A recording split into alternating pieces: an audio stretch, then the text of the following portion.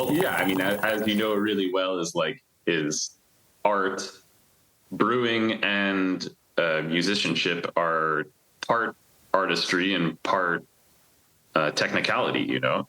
And I looked at it like that, you know, learning scales of guitar is a lot like trying to put together a water profile. To go back to that, you know, it's boring, it's long, no one really cares about what the name of the scale that you're playing for your sweep is, but you know, it's crucial to making a great solo. You know, it's crucial to making a fantastic song. It has to have each piece of the puzzle, so it's equal parts. It needs to be art. It needs to be technical as well. Hey, what's up, Vox and Hops heads? I'm Matt, the vocalist of Cryptopsy and the host of the Vox and Hops Metal Podcast, brought to you by Sound Talent Media and Evergreen Podcasts, where I sit down with fellow metal musicians, talk all about their lives and music while sharing killer craft beers.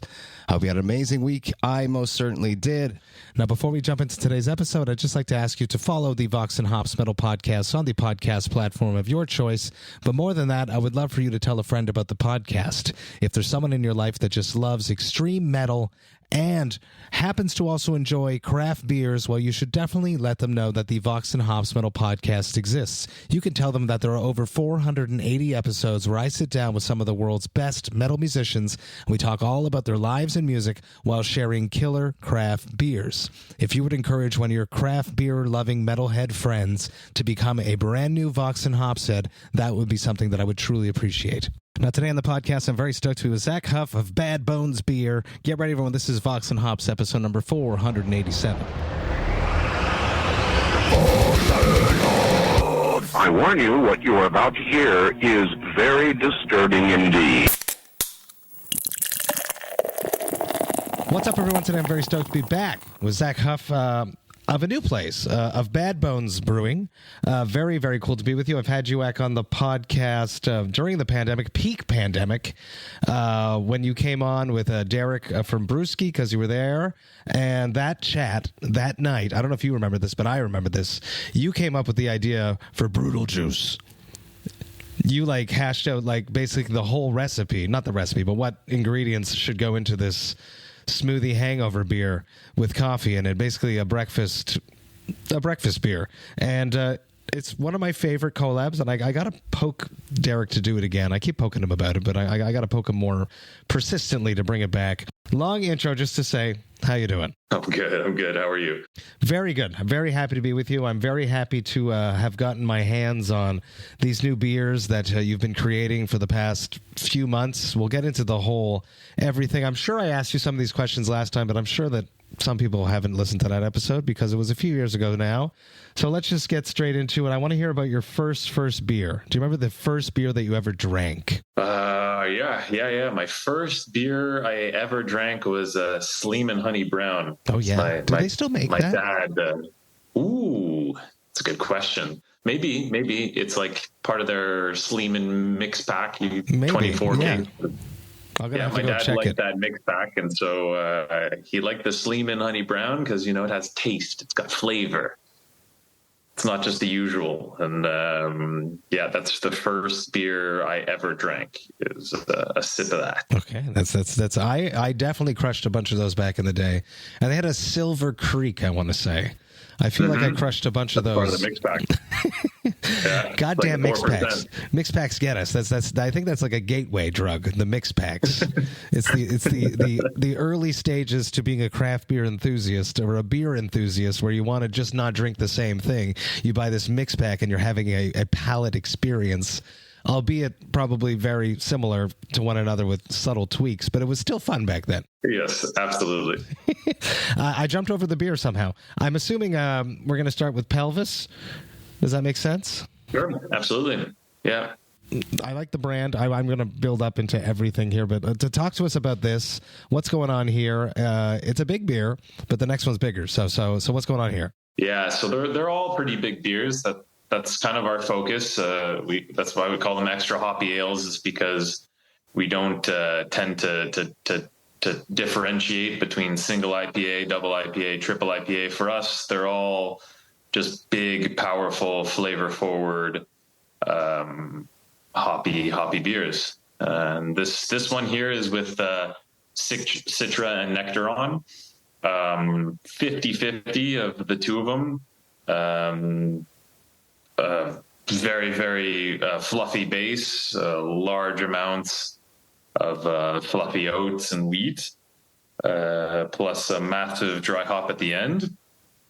I do dry hops at the very, very end of fermentation. I do a big whirlpool and a bittering charge as well, so there is still a decent amount of bitterness to bring it all back together. And that's part of the series of beers that are all bones that I broke in my body during my accident, which is, I don't know how much time we have on the podcast. Oh, we got time. I'm definitely building up to everything that basically sparked and inspired where you are right now. But first I want to take a sip of this. It smells amazing. I can smell it. I love cracking a beer way over here, and I can smell it right away. It's a good sign. It is a very good sign, especially when it's fresh and delicious, such as this. Cheers. Cheers. That one I think I canned probably under 3 weeks ago. Which is my sweet spot. I don't like green beers.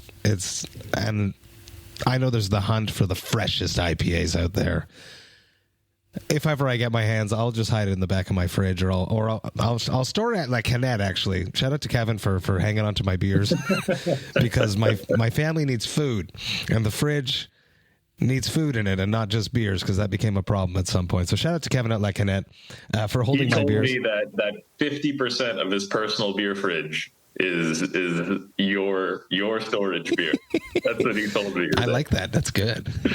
It depends on the season. Sometimes there's more than others, but I was like all shy. I was like, man, do you mind if I drop off some beer, for Matt? Is that cool for you? He's like, that's regular business for me. He's amazing. Thank you so much, Kevin. Just another day.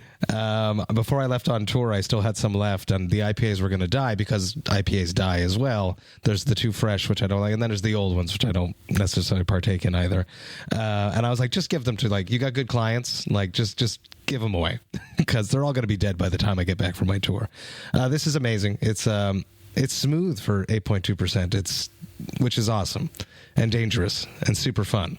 Thank you very much. Super fun. The bitterness is there. It's not too sweet. You're not over sweeting it with weird adjuncts, and lactose, honey, whatever the hell else people are doing nowadays. It's like a Vermont style beer is the vibe I get. Yeah. There's definitely a persistent bitterness into it. And no, they don't. These beers don't finish overly sweet, but they have a massive body to them based on the ingredients and based on the water profile too. So they're big. I like how that only brewers talk about the water profile. Because who the hell wants to talk about water profile? But it's a thing that comes up only when I speak with brewers, and other craft beer enthusiasts is never anything that comes to our mind. We're always like the hops. It's all about the hops or this, that, or the other thing. The other. Anything but the water profile, but it's such an important thing, which is why a lot of the old school San Diego breweries just made such a pop because of that San Diego water profile.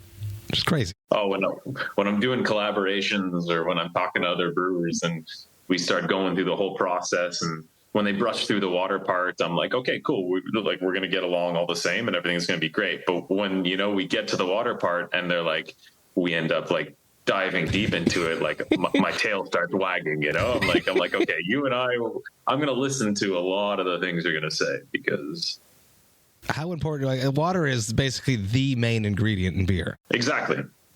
It's arguably the most crucial part. So the fact that it gets overlooked is definitely, I think, a big part of the reason that separates great beer to fantastic beer, good beer, and the best beer. And what is it about the water? What is it? Is it the pH? What makes it good water versus subpar water? All of it. I mean, all of it. It depends what you're trying to do.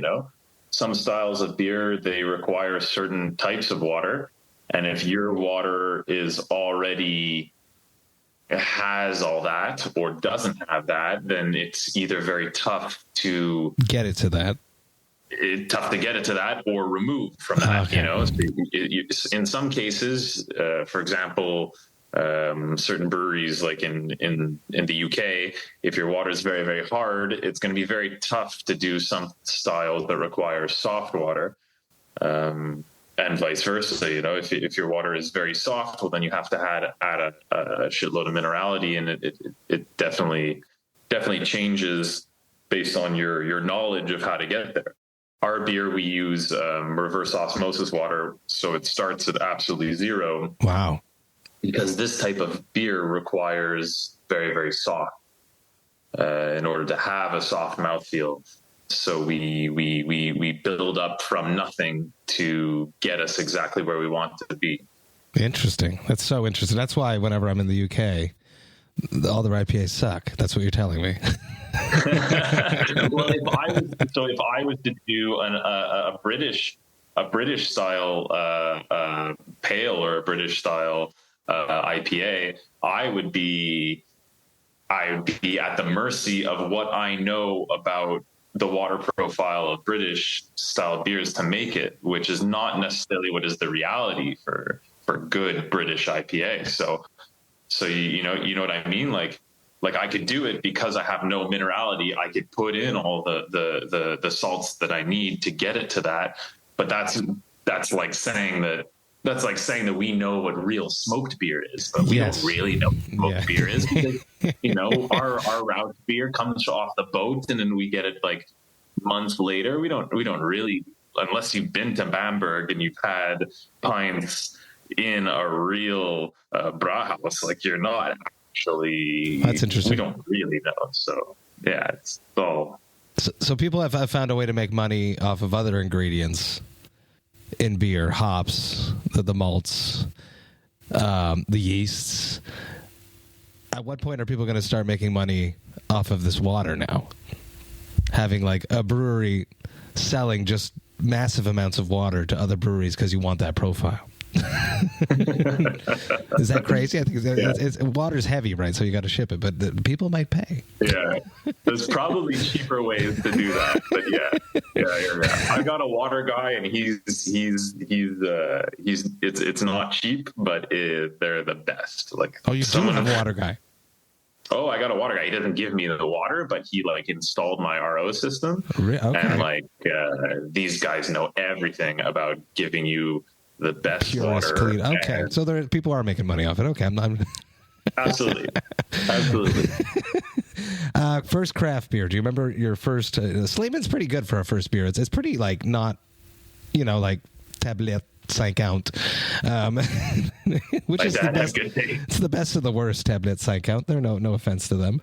Do you remember craft beer and your mind exploding? Well, yeah. The first time I had craft beer, and it really, really marked my kind of opinion of craft beer. I guess opened it up to other craft beer was La Fin du Monde.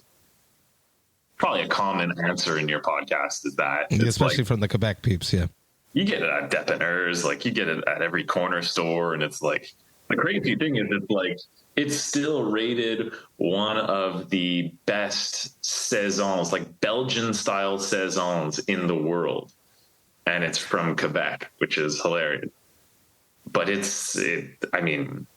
remember trying this thing and I was like, this is wild. It's so flavorful. And the yeast character of it was just so intense. And then right after that, I had Tameillard by Lagabière, maybe a couple years later, and that really changed my life. I do remember having my first Tameillard.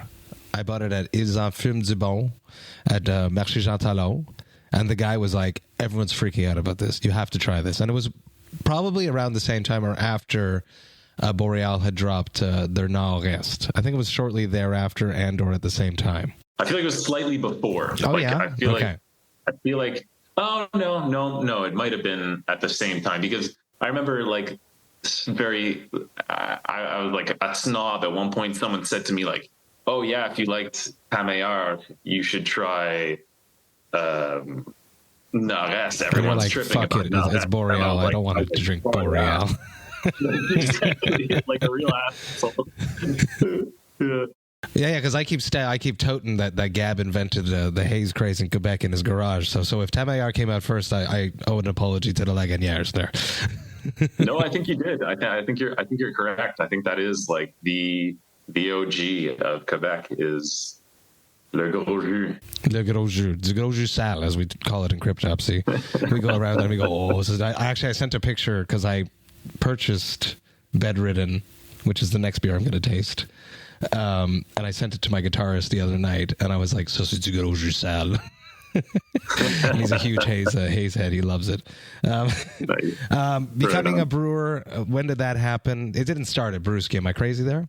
Brewski is the first time that I professionally brewed. Really? Absolutely. Okay. Because you had a YouTube channel for a moment called Porno. That you and your brother porno, but it's spelled. I'm just spelling. I'm pronouncing it like it's spelled porno. Which you have some videos up, and you went to Vermont. So after the Lagabière, the Nord-Est, you wanted more haze. So you made your way down to Vermont to explore. Yeah. So like very quickly, I was working at the pub Brewski before they were really brewing their own stuff. So they had like 12 or 14 lines on tap, and it was all craft beer from across Quebec. And so I started to get really into it. I was like, holy shit, there's something here. This is like really, really crazy stuff. And then I had messaged my brother, and I was walking to work one day, and I was like, yo, Dave, like we gotta go check out these other places. Like I feel like there's much more to this, and it would be cool if we did some kind of, I don't know, like a podcast or like just like a quick little videos. And Dave, he's like he's the kind of guy he is he's like he everything has like a bigger story. It's got like he's got this great narrative to him. So he said he doesn't do anything half-assed. So he was like, we're doing a show. It's going to have multiple episodes where we're going to do like an Anthony Bourdain style trip. It's going to be like a travel show. And that's what we did. We turned it into like this whole thing of the journey to get there, the story behind it, and it was so much further than what I had in mind. Of just You're just come and like take some pictures of me and hang out with me. Exactly. I just don't want to go alone. Yeah, exactly. Well, he ended up turning the whole thing into a really nice production, and we ended up being lucky enough to sit down with John Kimmick of The Alchemist.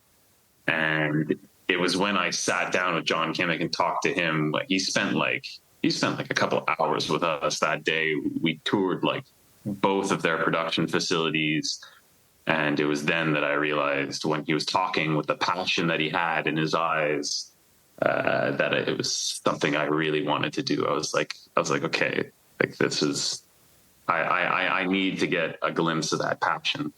At that point, I was a musician, and I had that kind of passion for music.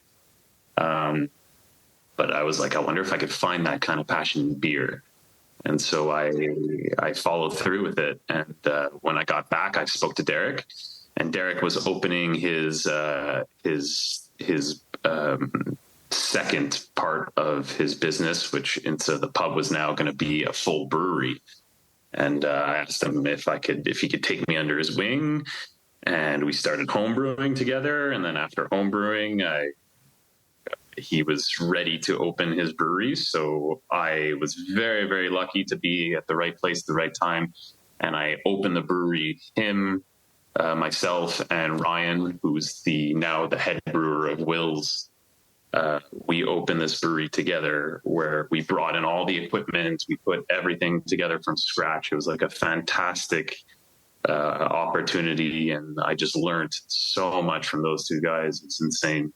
And yeah, fast forward a year or two of that, we started doing brew juices. We were one of the first in Montreal to start doing those smoothie beers.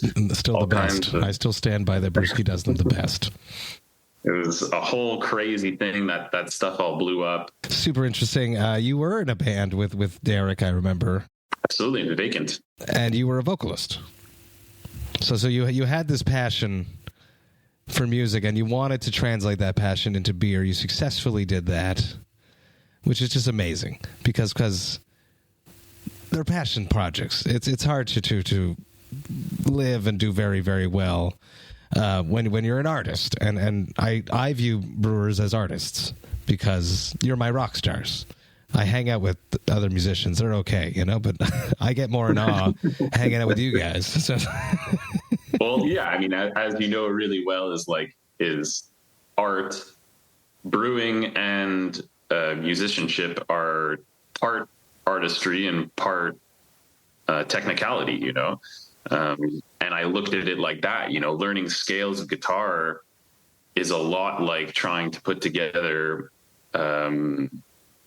a water profile. To go back to that, it's boring, it's long, no one really cares about what the name of the scale that you're playing for your sweep is, but it's crucial to making a great solo. It's crucial to making a fantastic song. It has to have each piece of the puzzle, so it's equal parts. It needs to be art, it needs to be technical as well.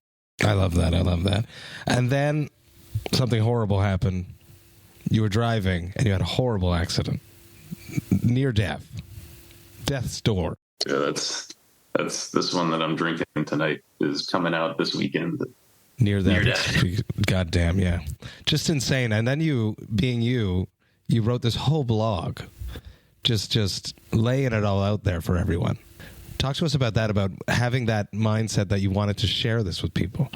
Yeah, sure. Well, I guess to start, I was on my way to Brewski. It was 6:30 in the morning, January 20th, 2022, and it was like minus 30 degrees outside. And the night before, it was one of those really mild days, so all the snow had melted, and I think it even rained the night before.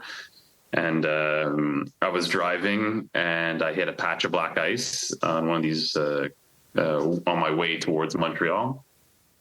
And at the same time, there was a truck coming, like a semi truck.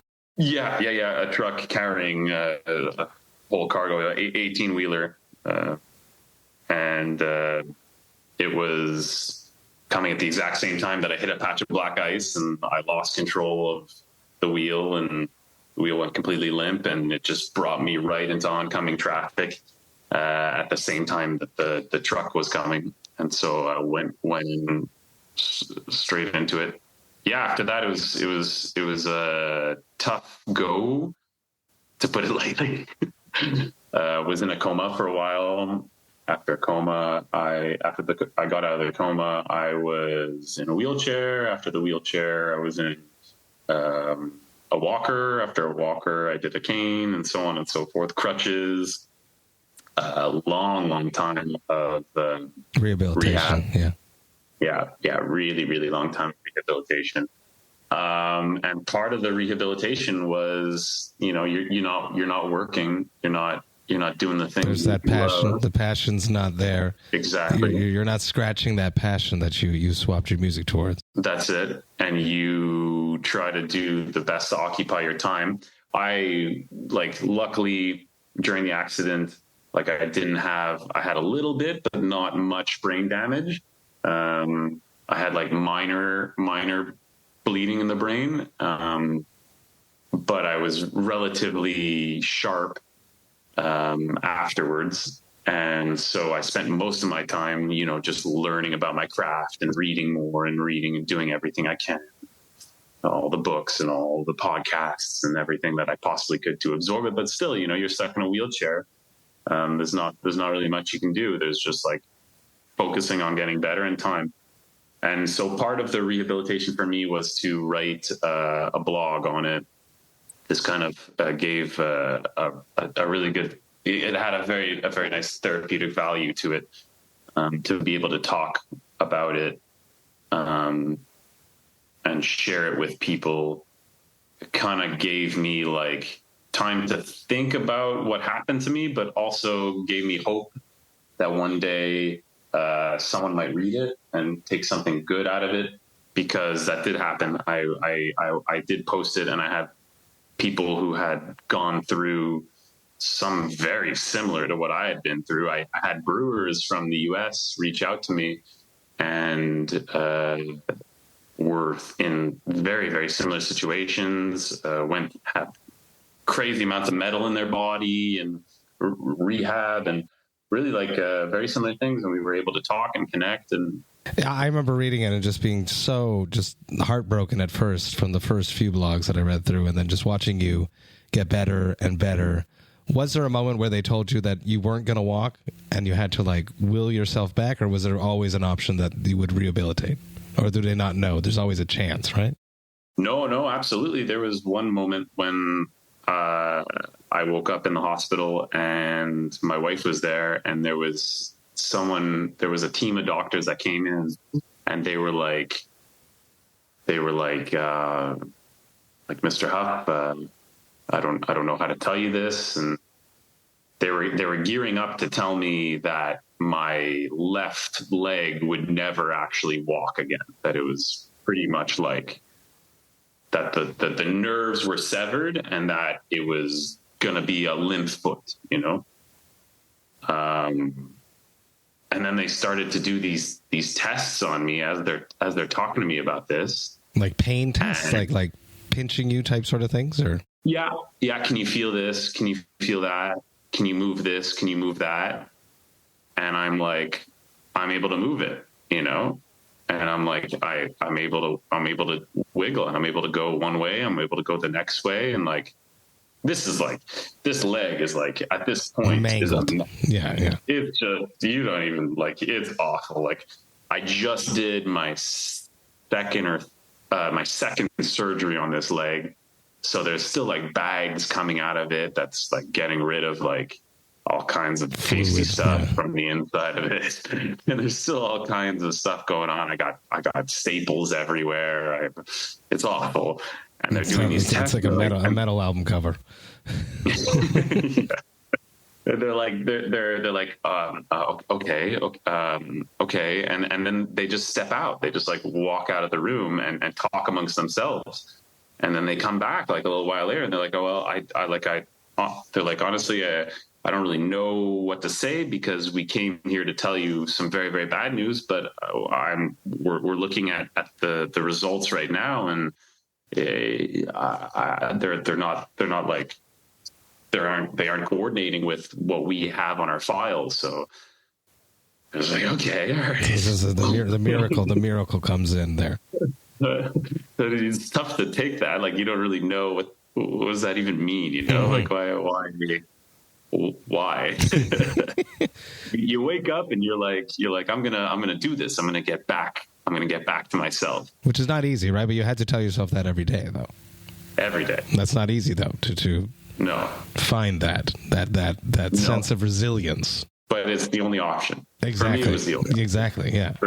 Yeah. It's either you do that, or you give up. And for me, that wasn't an option. You know, artists don't give up. You got to keep pushing, even when it's not easy. You got to push through and be resilient. And massive cheers to you for doing that and putting the work in for over a year, 2 years almost, to get back to standing, building something brand new, based around the accident, which is insane, but it makes perfect sense because it's so you, and that's why it's so authentic, and that's why it's working. Yeah, that's what we do. I always people ask me, like, like, isn't it tough? You name all your peers these like really personal, difficult parts of your experience and whatnot, and it's like, for us, like me and my family, we've always looked at these things we always kind of laugh a bit at the darkest parts of our life. It's the best healing. It's the only way to do it. It's very British humor. Yeah. It's very British humor. Yeah. It's either you laugh or you cry. And, we're not going to spend the time crying. We're going to poke fun in it. It's fun to go back and laugh about, you think about how the amount of metal that's in my tibia, and now we can crush a double IPA that's called tibia. Like that for me is like, there's a lot to that. It's hilarious. It's perfect. Was there a moment when you were like, when the accident happened, were you in your mind already leaving Brewski to start something? Or did that really happen while you were getting back into shape, getting back on your feet, doing all that research, all the reading? Is that when you were like, I'm starting my own thing? So like the first time that I homebrewed a beer, there was a moment that flashes, I think, through almost every home brewer's head. I can do this. Wouldn't it be cool? It's not like, that bad. you imagine Zach the beer. Some stupid idea that gets in your head, and then you make a terrible batch. You're like, okay, maybe not. There was a long time I was like, I would have been perfectly happy just brewing beer with my buddy Derek forever, Then I moved out to the Eastern Townships. And when I moved out to the Eastern Townships, there was still, after that, it was pandemic, and I was able to get to and from work. Because people weren't driving very much. No one was driving. There was like no traffic. I could get sometimes to Brewski in like 50 minutes flat. And it was like, that was amazing. Yeah. That was pretty much the time that it takes me to walk to the metro, wait for a metro to get there. Exactly. Yeah. Fight with an Opus card to get tickets. It was pretty much the same time. So I was like, now I have a house. I live in a place that I actually feel comfortable in. I can breathe fresh air in what's my opinion, one of the most beautiful places in Quebec. And I was like, yeah, sounds great. Then the accident happened. And also like when the pandemic ended, I thought about it after that too. It was like, there was some days I was stuck in traffic for like 2 hours, and I was like, this is miserable. Yeah. It's not sustainable. It's not. And brewing is not an easy day.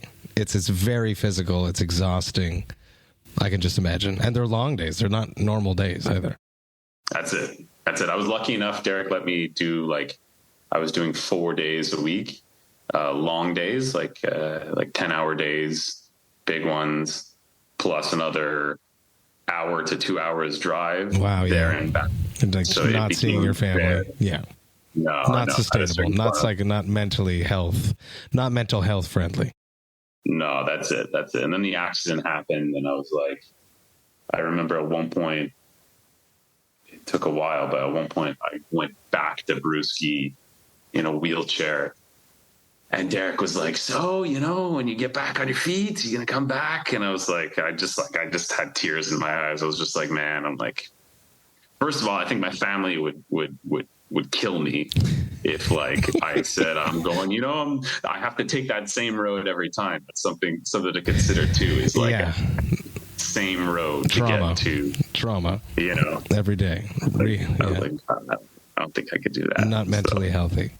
So when did Bad Bones first come to your mind? Like the steps to it being born? At what point did the name come into it? I want that story, please.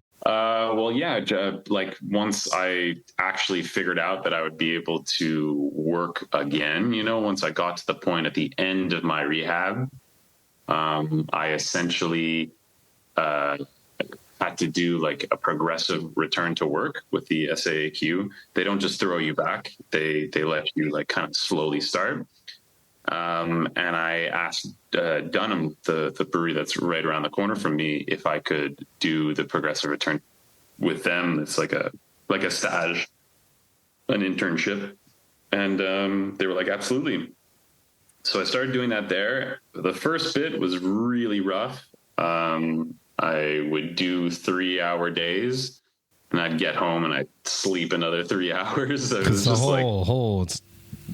your muscle mass went down and everything. I was still doing rehab to build up my muscle mass, but you go, even with all that, you go from not working for over a year to all of a sudden working, it's just a very different vibe, because when you're doing rehab, you do some exercises and then you sit, you go and do something else and then you sit. When you're at work, you're just standing, and it doesn't sound that difficult, but it takes standing. It's really tough when you haven't done that for years, So suddenly you got to do that, and this was something really tough. But you build up. So the first week it's every other day it's 3 hours, and the next it's 6 hours, and so they just keep building you up until slowly but surely you can do 40 hours, and then eventually, thankfully, I was able to do 40 hours, and I started to. I talked to Dunham, and I was like, I would really like to keep working here. Like this is. I really enjoyed the people that I worked with. I love that I'm right around the corner. My house is like a 7-minute drive from the brewery. That's very cool. I've only actually been there once. I've drank a bunch of the beers, obviously. One of Quebec's classic breweries. Beautiful, beautiful, beautiful place. Absolutely. And great people, really, really great people. So I asked them if I could stay, and they were like, absolutely, you can stay. And so I started to work from them. And I told them, though, that, after everything I've been through, I'd really like to start my own brewery, straight up. And they were really, really cool. They honestly, they turned to me and they said, well, what's your plan? And I told them I want to start something small. I want it to be like a mom and pop business. It's me, my wife, my sister-in-law, my brother. We want to build a tiny little brewery and, get like fresh beer all the time at people and keep it kind of small and fresh. And they're like, okay, cool. Nice. Well, like, don't do that elsewhere. They said, stay with us and we'll figure out a way to do it. Wow. I was like, okay, cool. That's like unheard of. Unheard of. Wild. I was like, okay, wow. And so we brainstormed, we sat together a bunch of times, and eventually we came up with the idea that I would rent out a part of the building that their brewery is in. So I rent out a 450 square foot part of the building. I brought in a 5-barrel system with 4 fermenters and 1 bright tank. And I connected to their steam, and I connected to their glycol, and I used their canning line, and I still work and brew for them. Cool. That's production for them. And I do both. And at the same, and you just hop over and do some bad bones when there's a little window. That's it. Yeah, that's it. It's a lot. It's a lot. Doing both is definitely the hardest part of this whole thing. But it's honestly, when they talked about it, it was an opportunity that I couldn't say no to. It's like, it was either to get an insane loan and drop $750,000 to try and open a brewery that has to do X amount of liters to be profitable, and yeah. Which, don't get me wrong, it's still the same, but it's not as heavy on us. We don't have the weight of the world on our shoulders in order to try to get by. We have more space, more breathing room, and this is something that I think is very unique in the brewing industry, but makes sense in the current market that we're in. I just wrote down climate, but I wanted to crack this one first. This is bedridden, which obviously you were while you dreamt up all these things. And are there like recipes that came to you while you were bedridden? No, or other? No, not this specific one, but other beer recipes. No. When I was bedridden, I was pretty much just thinking about if I could get the bag of chips from the side and put it into my mouth. Priorities. What's going on with this one? This is a big boy. This is a big person. Yeah, 9.2%. Yeah, absolutely. This is a big boy that we have part of the series that's with 100% New Zealand hops. Heck yes. Mostly freestyle hops. That's what gives it kind of that big, milky look to it too. This one is with a hop that I had never used before, which is Pacific Sunrise. Ooh, I don't even know. I'm not sure I've ever heard that. Very, very cool. Pacific Sunrise has a very unique, almost watermelony flavor and aroma to it that I find very cool. Very cool. And then the Rakau gives it that big dank New Zealand, brings it home with all that. This beer has a really big, fluffy grain bill. We don't go shy on the adjuncts, so it's quite a lot of wheat and oats to really bring the fluff. It's juicy and fluffy and light and less bitter than the other one for sure. A tad more sweet, but it's got the extra percentage of alcohol, which brings that. It's dangerous. It's really, really good. I toured with Organectomy, and they are from New Zealand, and I was asking them all these questions about New Zealand hops, and they knew nothing about it, but they knew about the hop fields and all that. They didn't know how popular their hops have become in the craft beer market in North America, and a lot of these hops are actually named from the region that they're being grown in, which is super cool. And I had no idea that there's like a Motueka Valley and stuff. I had no idea that. I thought it was just hop names that people come up with. Yeah. I forget who was telling me, but they're saying it like we all call, oh, this is a beer with Nelson. This is a beer with Nelson. Well, Nelson's just like a region over there. So exactly. He's like, oh, my brother's from Nelson. Exactly. Like doesn't mean anything to say it's with Nelson. This is a spicy question. Feel free to not answer it or answer it extremely politically. I did Haze Wars with NZ hops from Yakima Chief Hops.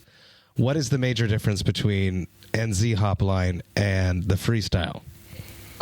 So this beer actually has the Pacific Sunrise is NZ hops. This has half NZ hops, and the Rakau is Freestyle hops. Okay. Do you see a difference between the two distributors? Sure. Well, absolutely. I mean, you can see differences in pretty much every, like that's kind of a very, very cool thing with hops that also might be a little bit overlooked in the industry as well, is you can see huge variations of the same kind of hop, but grown in different places. It's a bit like terroir with grapes, you know. Okay. It depends on the weather. It depends on the ground, the earth. Absolutely. If you've ever had like Pinot Noir grapes or Cabernet Sauvignon grapes from, I don't know, like from Niagara in Ontario versus when you have that in the West Coast, like it's completely different, you know. Clearly, I'm out of my element with wine. I was like, I hope he's not going to ask me where grapes grow, but I don't know that those wine grapes grow in those two different places. I was going to say France. Yeah. But I think I've had one in Ontario as well. I don't know, but sure, yeah, France versus Niagara, very different things. So it's similar for hops, you know, like you can have a really, like, probably the most blatant example is Chinook. Chinook that grows in the West Coast is very piney, has a lot of the citrusy, those classic C characteristics. Chinook that grows here in Quebec, Ontario, in Michigan, this Chinook is completely different.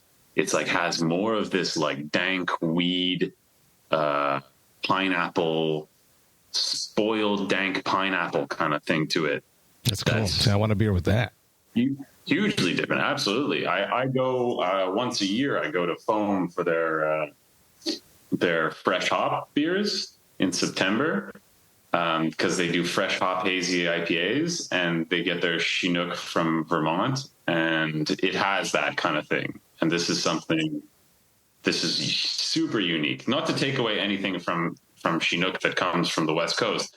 It's just classic C's, you know, like completely different. Interesting.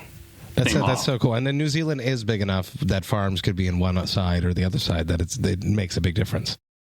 Oh, dude, it's a country that you could go skiing somewhere and go to the beach in the same day, you know? It's like For sure, the climates are so drastically different that, who NZ Hops gets their stuff from and who Freestyle Hops gets their stuff from are completely different. When you open the bag, you see a difference. Like, I open a bag of NZ Hops, and just the color of the pellets are different than the color of Freestyle Hops. Interesting. And this is just like anyone would be able to tell that could see this. And so it's not that one's better. It's just that certain hops work better in certain beer, depending on what you want from that hop. It's just different. It's up to the brewer to decide which fits accordingly with the rest of the backbone of the recipe. Super interesting. Thank you. That's great. That you've clarified my mind on some things. Back to the horrible beer climate and opening a brewery, though. It is rough. It's a rough time for breweries. I'm seeing it happen a lot, and here you are jumping and taking the leap. It's scary, but you did it in a safer way thanks to Dunham, which is amazing. Yeah, absolutely. I mean, it's the scariest thing I've done in my life, and and you've gone head on. I've gone face to face with an 18-wheeler. I do have hope for the industry coming back. There's great stuff still happening, obviously. I think that it's the future is still bright, and I think it's beers are still exciting me, and I hope that the youth of today come around and catch on to how cool beer is, so that they can enjoy it and experience it like I have. That's it. It's an evolution, Like, I don't believe that things that they're since I got into this industry, which is when it was at its massive boom. It was insane. That anyone opening a brewery, pretty much anyone, if you open a beer, you put local beer on your window, you were getting people no matter what.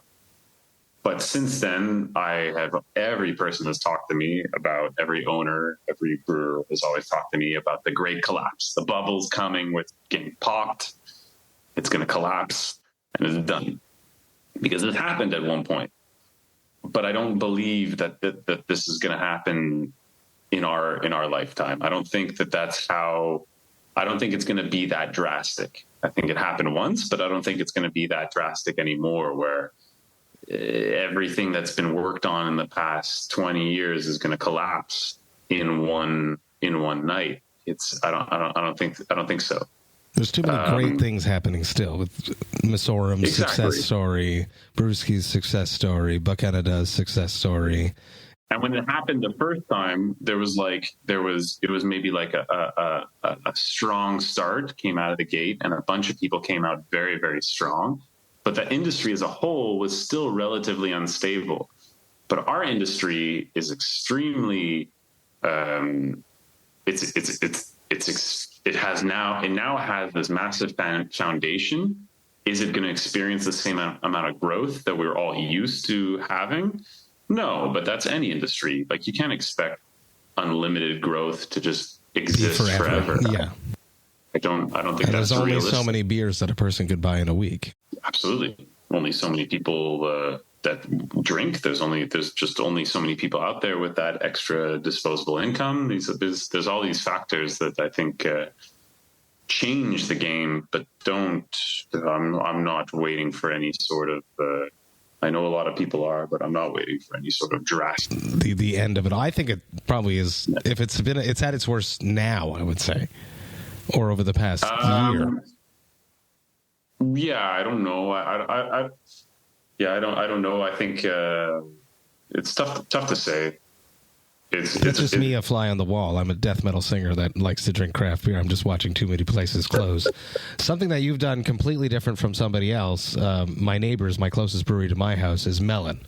Melon makes low ABV beers, crushable beers, so it forces you to buy a bunch of them. And then they're selling you more beers, whereas you have done the complete opposite, where typically, I would probably drink one, maybe two of these a night, and then I got to call it quits because the next day I'm up early with the kids. How is that for your business plan? Yeah.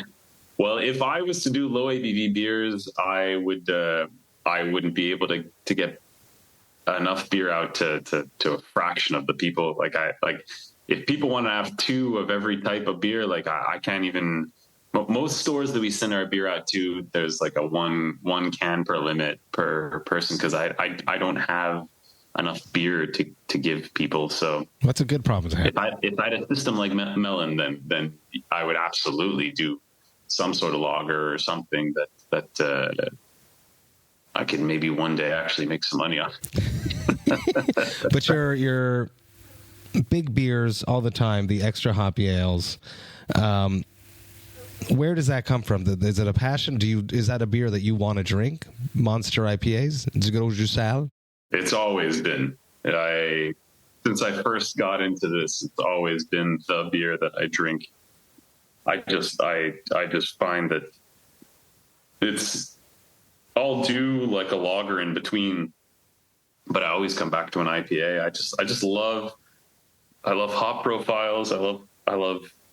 I guess it comes back to kind of the artsy part of it again, is where I'm like, I like the way that these things dance together to make a full orchestra in your glass, you know? Like, I love how I could take Pacific Sunrise, something that I've never used before, and blend it with something like a Rakau that I've used many times, and have a completely different change, yeah.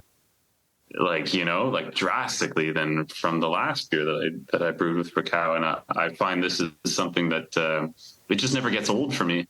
I mean, look, I'm a brewer who's been doing it for a little bit and has talked with other brewers for a long bit. I know how people can look at haze in the IPA game, and I know that they see it as the same, but I just don't see it that way, and it doesn't taste that way to my palate. So I'm not really gonna complain. I'm gonna keep doing it.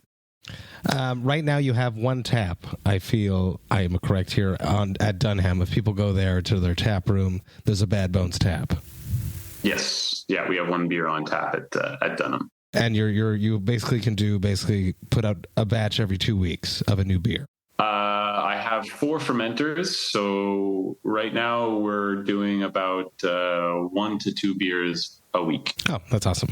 That you're releasing and putting out into the market. Yeah, exactly. So 2 weeks ago we did 3 different beers: Coma, Ridden, which you just tried, and Pelvis. And those went out to distribution for about 20 different stores around Montreal, not much further than that. And each place gets about 1 case or 2 cases. That's it, and it just goes, because that's what you got, and that's it. That's all I got. It's not a lot of beer. It's a small system. How did you choose which places you were going to partner with? Because it's basically a partnership that you're creating here. Yeah, they actually chose us. Oh, very cool.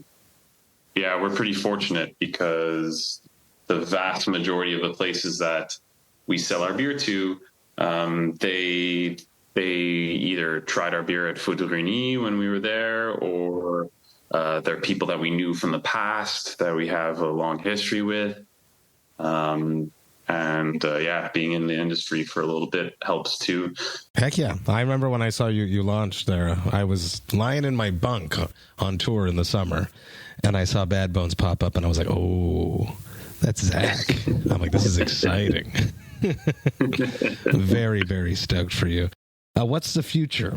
Do you want to grow? Is it something that's aspiring, or do you want to stay small and then eventually pay off debts and then build like that, like a band, like Le Fermentor has done? Yeah. So we're pretty much at the point where, like brewery size, it'd be really nice to maybe throw in a couple fermenters more, just to be able to stop saying no to a lot of people.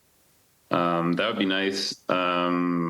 Besides that, and I'm not talking about, we're not talking about buying a new brew house or anything. We're just I'm talking about literally just get a couple more cases into people's hands would be really nice. We'd also like to do a tasting room. We'd like to have something where people could have more of a Bad Bones experience with like a couple of our beers on tap. Would you want it to be out near Dunham, or would be like opening up an establishment in another city and just have it be a tap house be an option? It would be probably around us, but not in the same building as Dunham. Very We'd cool. probably open something, in What would that vibe be? If you could paint the picture of, have you thought about that? What the vibe would be? Because I know the Misoram dudes from touring with them, and I went there and I was expecting it to be a metal bar, and it wasn't. They had a different idea of what their vibe was going to be than me. Yeah. I don't know. It's kind of tough to say. Definitely the Bad Bones aspect does have a pretty metal ring to it. But metal just it like tells people something. Like, True Brewing, I don't know if you've ever been there. You walk in there and it's blaring metal, and people, craft beer enthusiasts, will go and put up with it because the beer is that good. But I don't think they like it. Yeah. So you got to think about that. That's for sure. I mean, it's something that can fit all of our tastes too. Like I'm honestly like Derek and I's band is like I'm a hardcore kid. Before anything, I was all about hardcore. But my other partners not so much. So it's definitely something that could fit all of it, but has to fit our style, that kind of dark humor, very, very important to us. Got to poke fun at yourself. Yeah, exactly. You Maybe get the taps and it's all bones and stuff. That'd be sick. Maybe the whole thing just has like a Kurt Vonnegut theme, It's all just like you live and then you die, so it goes. Hell yes. I got to reread his stuff. It's been a long time I haven't read all that stuff. The best. Oh yeah. I can't remember. There was one where the guy was in jail. I can't remember the name of it now, but that was my favorite one that I read a few years ago. You've done collabs. I've drank one. I drank the Sir John one, which I think it was for their Halloween drop. It was good. What's going on with collabs? What? How do you approach doing collabs? I'm sure you're getting hit up by a bunch of people to do collabs. How do you gauge what's feasible? I mean, working two jobs, it's pretty tight to try and do as many collaborations as I'd like to. The ones that I have been doing are like really the most organic ones, the ones that it just feels make right. the most sense for our story, because our beer is all about our story, So has there been a brewski one yet? Maybe I just missed it. Absolutely. Well, we did a collaboration with Brewski before we even opened. We did one over there, and we're going to do one relatively soon again. One of the first breweries that Porno ever interviewed was Buck Canada, and we're doing a collab with them in a week or two, December. Then that's you going there and exposing yourself to their audience. Yeah, I think maybe we're going to do both. I'm going down there, but I think maybe they're going to come up to us one time too. Because that's a smart way to get out there. It's like you going over there, your logo getting onto the label, and then their fans are like, "Who is this? What's that?" Okay, let's follow them. Let's try to get it. Let's bother my craft beer store to get some of these. For sure. And recently, my wife and I, we've gone down to Modest Man in New Hampshire a lot. When we go towards Treehouse, we stop often at Modest Man, who makes fantastic IPAs too. And we've gotten along really well with them. So these dudes are just fantastic. So they came up and they brewed with us last Saturday, they came and they brewed with us. So I'm actually drinking some of their beer right now. Oh, very cool. Oh, with Widowmaker. They're collabs with Widowmaker. Yeah. Widowmaker's super cool. Very, very, very. Shout out to Ryan if he's listening.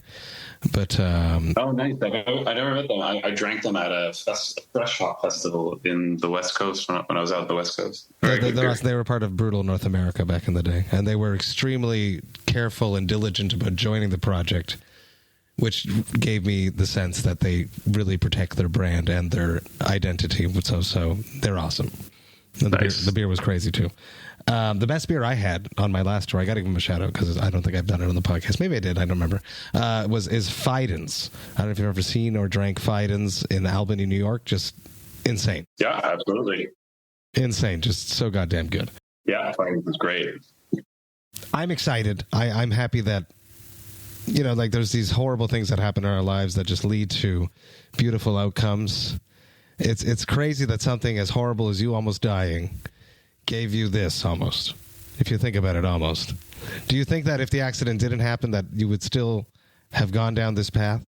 No, I mean, if I did, I would be 5 years from now. Yeah, it just like time lapsed you forward, just pushed you off that bridge. That's it. You stick to doing what's comfortable, your kind of regular life for a long time. Yeah, exactly. What's comfortable. Well, bad things happen and good things come out of it, and you are the proof of that. Your resilience is astounding, and I hope that people listening take that in, that life is not always easy, but you got to push, and you got to wake up every morning and push yourself to do the right thing. Yeah, 100%. Honestly, couldn't have said it better myself. There's a time to do the things that you need to do, and it's now. Because tomorrow is weird. It's never for tomorrow certain. Wakes up, it could be weird, man. But it's never for certain either, so you got to take every day for granted. I can't remember if I asked you my final question, my wrap-up question, classic Vox&Hops wrap-up question. When I had you on with Derek, I definitely did, because that's how Brutal Juice came to life. But I'll ask you again, because I don't remember your answer. What is your hangover cure? Oh, yeah, you did ask me that. I don't remember what you said. Oh, man. Well, so my hangover cure has changed now because I can't get what I used to be able to get. So when you asked me that question the first time, I don't know if you get this very often, is someone who could actually do both answers. The first time you asked me and now. The first time you asked me, it was like a can of cheap lager, like Natty Light. Oh, yeah. Bush, and it was St. Louis like goodness. 12 medium Buffalo Bill wings. Okay, that's with waffle fries and blue cheese dip. You're just pushing the suffering to later, but this is just mops up all the grease, just mops up all the alcohol. It's just fantastic. It gets right in you. So now you can't do that anymore. Why? There's no Buffalo Wild Wings near you. There's no Buffalo Bills near me, and I'm too old to get drunk and have a hangover the next day. So what do you do now? Now my hangover is my little pup that comes and licks my face and just hangs out with me for the day that I'm not feeling up to getting up and trying to conquer the world. Yeah, no, I don't really have a hangover cure now anymore. I guess because now when I'm older, it just takes 2-3 days to get over it. So it's just like a slow suffering. And you don't even have time to have that anymore. Yeah, that's you got to stay. You're working 2 jobs. You got to stay on top of stuff. What you do need to do is supply hangover cures to your patrons, the people that are buying your beers because of the high ABVs. They're dangerous. Yeah, they can creep up on you, that's for sure. I apologize in advance. Oh, no, they're delicious. Zach, thank you so much. This was amazing. Talking about your life, talking about beer, talking about bad bones, talking about being resilient and getting past just horrible things, but making beautiful things out of them. This is amazing. Massive cheers. Cheers, Matt. Thank you very much. Thanks for having me. Hey, thank you all so much for listening right to the end. You know that I love and appreciate that. Man, this was an awesome conversation. I am so stoked to have reconnected with Zach. I am so excited about Bad Bones beer, and so is the rest of Quebec. That's right. I've been seeing since this conversation just so much hype around Bad Bones beer, and the hype is worth it, people. The beers are incredible.